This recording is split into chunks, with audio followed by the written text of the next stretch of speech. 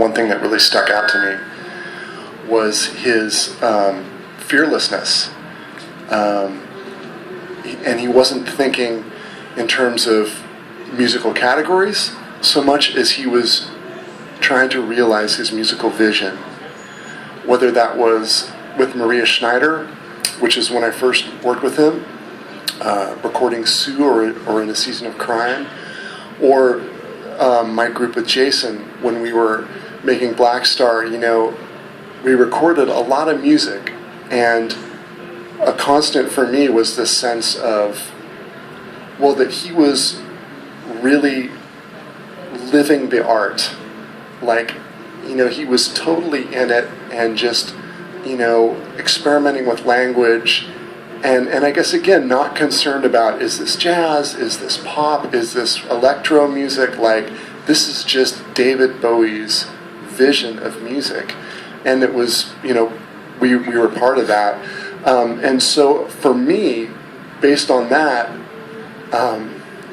when I look back over his career, I see that as a constant. Somebody who's not afraid to take chances, who's just drawing from whatever appeals to him and to his aesthetic, and putting all together these different influences, not only musical, Jason and I, both, we spent a lot of time together talking about music, but also about literature.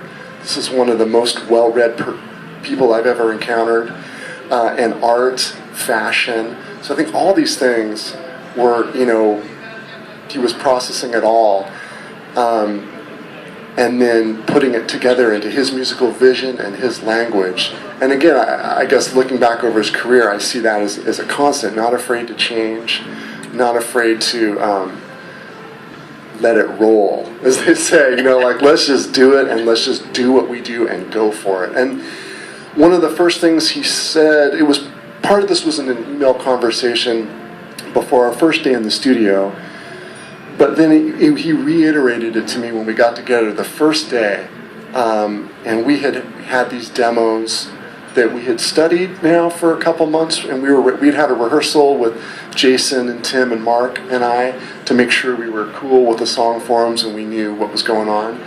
But that first day in the studio, he said something to me like, "Donny, I don't know what's going to happen here, but let's just have fun." It was that, really loose and just fun, and let's just do this. It was anyway, that's a long-winded response to your question, but that's how I perceive that.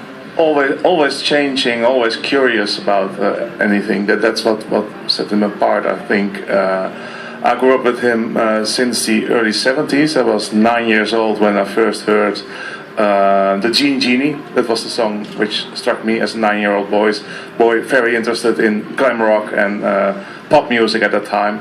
And I grew up with him. He's been there since I was listening to music.